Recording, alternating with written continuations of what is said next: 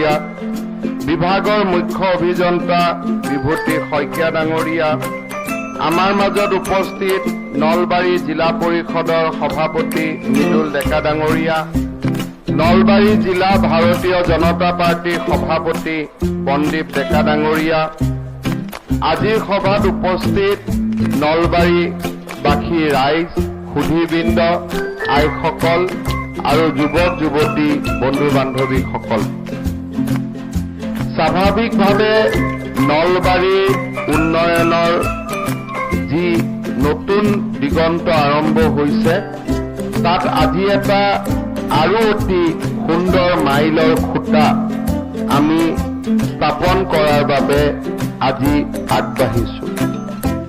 নলবাৰী জিলাত বিভিন্ন ধৰণৰ উন্নয়নমূলক কাম কাজ হৈ আছে আৰু সঁচাকৈ এই কামবিলাক যদি আমি অনাগত 2-3 বছৰৰ ভিতৰত সমাপ্ত কৰিব পাৰোঁ, তেতিয়াহ'লে নলবাৰী অসমৰ উন্নত 10খন জিলাৰ ভিতৰত 5খন জিলাৰ ভিতৰত এখন হৈ পৰিব, তাত কোনো সন্দেহ নাই।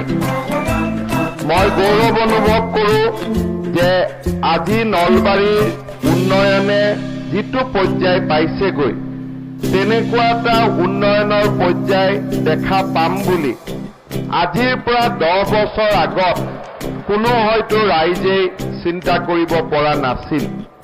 আজি আমাৰ নলবাৰীত সংস্কৃত বিশ্ববিদ্যালয় হ'ল, নলবাৰীৰ প্লেনেটৰিয়ামৰ কাম শেষ পৰ্যায়ত ভৰি দিছেহি আৰু নলবাৰীৰ মেডিকেল কলেজৰ নিৰ্মাণৰ কাম পূৰ্ণ গতিত চলিছে।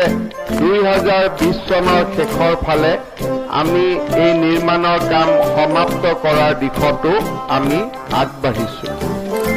নলবাৰী চহৰ অসমৰ এখন অন্যতম চহৰ।